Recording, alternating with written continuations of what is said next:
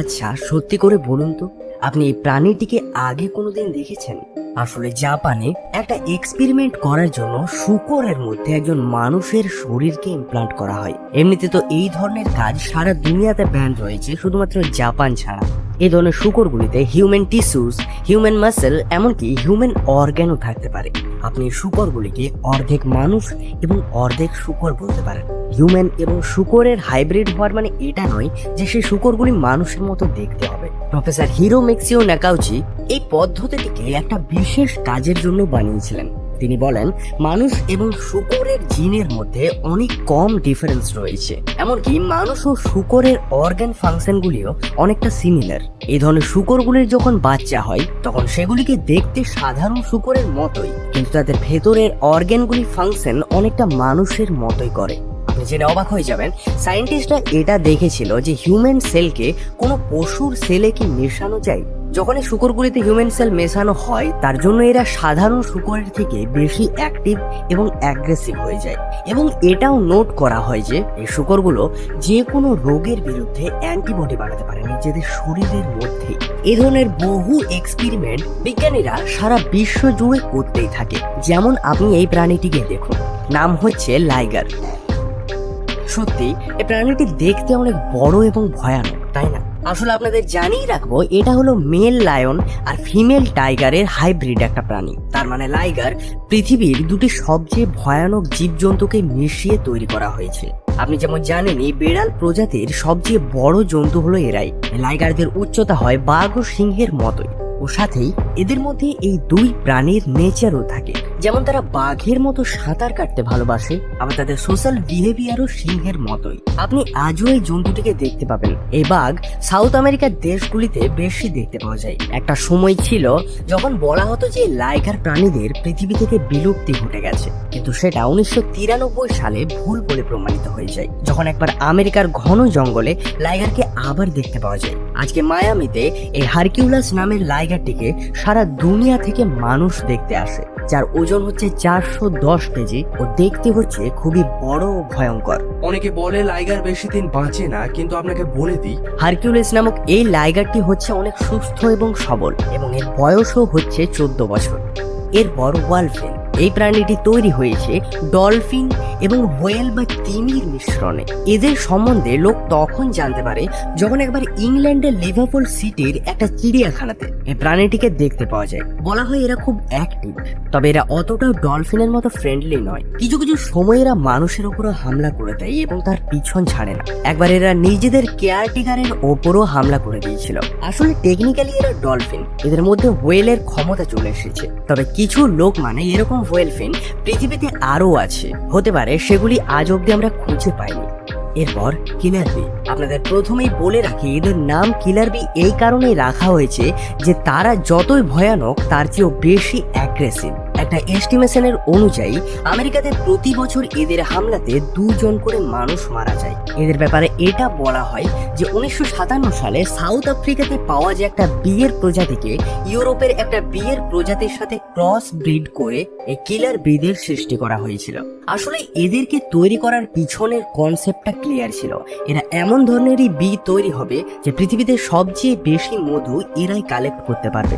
ইউরোপের বিজ্ঞানীরা এই কিলার বিকে বানিয়ে সফল হয়। এরা মধু তো অনেক বেশি দেয়।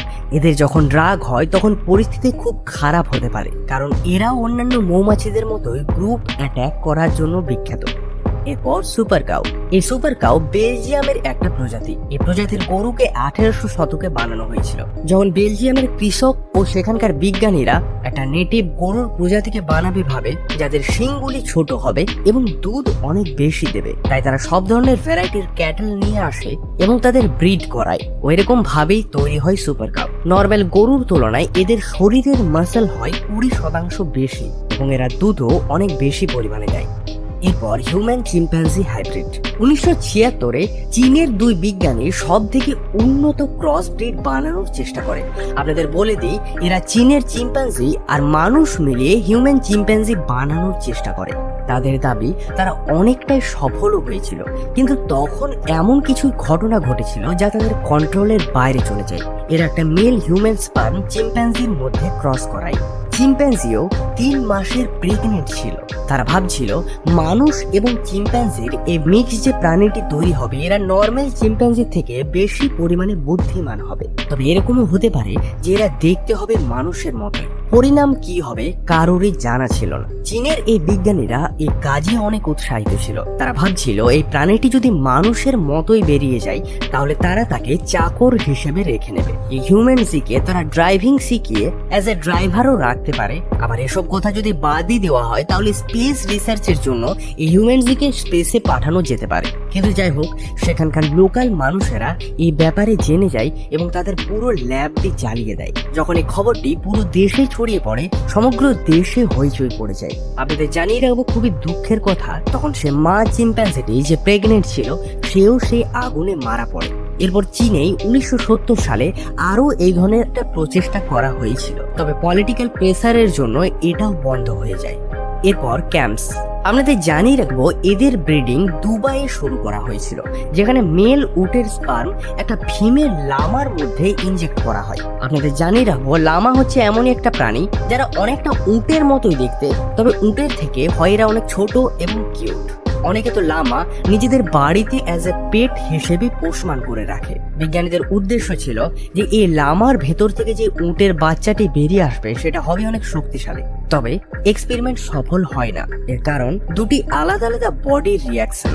তবে যাই হোক, সায়েন্টিস্টরা আর্টিফিশিয়াল ব্রিডিং করে এই ক্যাম্পসদের আজকে তৈরি করেছে। আজ পৃথিবীতে মোট 6টি ক্যাম্পস রয়েছে ও দেখতে এরা হয় অনেক সুন্দর।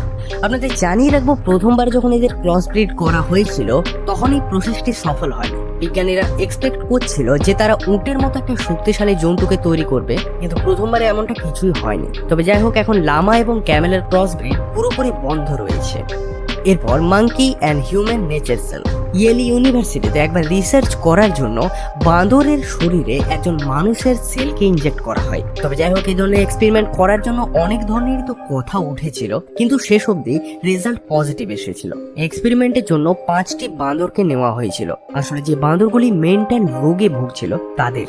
বাঁদরগুলির মধ্যে হিউম্যান সেল যখন ইনজেক্ট করা হচ্ছিল তখন এটা খেয়াল রাখা হয়েছিল যাতে না বাঁদরগুলির স্বভাব পাল্টে যায়। আপনারা জেনে অবাক হয়ে যাবেন, যখনই এই বাঁদরগুলির শরীরে হিউম্যান সেলকে ইনজেক্ট করা হয় বাঁদরগুলির মেন্টাল ডিসঅর্ডার একেবারে ঠিক হয়ে যায় ও সায়েন্টিস্টদের পরীক্ষাটা সফল হয়। তবে তারপর থেকে এই ধরনের প্রচেষ্টা আর কোনোদিন করা হয়নি। দ্য র্যাবিট ম্যান ক্লোন, আপনাদের জানিয়ে রাখবো প্রথমবারের জন্য মানুষের ক্রস ব্রিডে কোনো জন্তুর যখন জন্ম হয়েছিল সেটা ছিল 2003 সালে। এর আগে আমেরিকা এবং ইংল্যান্ডের সায়েন্টিস্টরা এই প্রচেষ্টা করেছিল কিন্তু সক্ষম হয়নি। আসলে 2003-এ চীনের একজন রিসার্চার সফল হন যখন তারা মানুষ এবং খরগোশের একটা ব্রিড তৈরি করে। চীনের সরকার এই কথাটা ততদিন প্রকাশ করেনি যতদিন না এটার রেজাল্ট আসে। এই ব্রিডটায় বেশিরভাগ সেলস মানুষের ছিল, কিন্তু কিছু পোর্শন ছিল যেটা ছিল খরগোশের। জন্তুটি যখন তৈরি হয়েছিল তখন লজিক্যালি একে সায়েন্টিস্টরা মানুষের বাচ্চায় বলতে থাকে। তবে একটা অদ্ভুত ব্যাপার, চীনের সায়েন্টিস্টরা কি ভেবেছিল জানি না, আসলে জীবটির জন্মানোর 3 দিন পরে এটাকে মেরে ফেলা হয়। কারণটা আজ অব্দি জানা যায়নি। এরপর জেব্রয়েড, ক্রস ব্রিড মেল জেব্রা এবং ফিমেল ইকুইডায়ের সংমিশ্রণে যে প্রাণীটি তৈরি হয় তার নাম জেব্রয়েড। এদের বিহেভিয়ার অনেকটা জেব্রার মতো, কিন্তু এদের বডিটা অনেকটা ইকুইডায়ের মতো। এরা শান্ত প্রকৃতির হয়, কিন্তু রাগ এলে এরা অনেক ক্ষতিও করতে পারে। আপনি যেমন দেখতে পাচ্ছেন এদের পুরো শরীরে জেব্রার মতো মার্কিং থাকে না, এরা অর্ধেক লাইন নিয়ে জন্মায়। আপনাদের জানিয়ে রাখবো কোস্টারিকাতে এই ধরনের ব্রিড তৈরি করা শুরু হয়েছে এখন। সেখানকার বিজ্ঞানীদের দ্বারা এই ক্রস ব্রিডিংটি সফল হওয়ার পরেও সেখানে অদ্ভুত সব ক্রস ব্রিড করার আজও চেষ্টা চলছে। যেমন জেব্রার সাথে গাধার ক্রস ব্রিডের ফলে যে জীবটি তৈরি হয় সেটার নাম জংকি জেব্রা, এবং ঘোড়ার সাথে যে ক্রস ব্রিডটি হয় তার নাম জোর্স। এগুলি তৈরি হয়েছে পুরোপুরি কৃত্রিম ভাবে। তাহলে আজকের লিস্টের এই জীবগুলির মধ্যে কোন জীবটিকে আপনার সবচেয়ে অদ্ভুত লেগেছে কমেন্টে নিশ্চয়ই জানাবেন।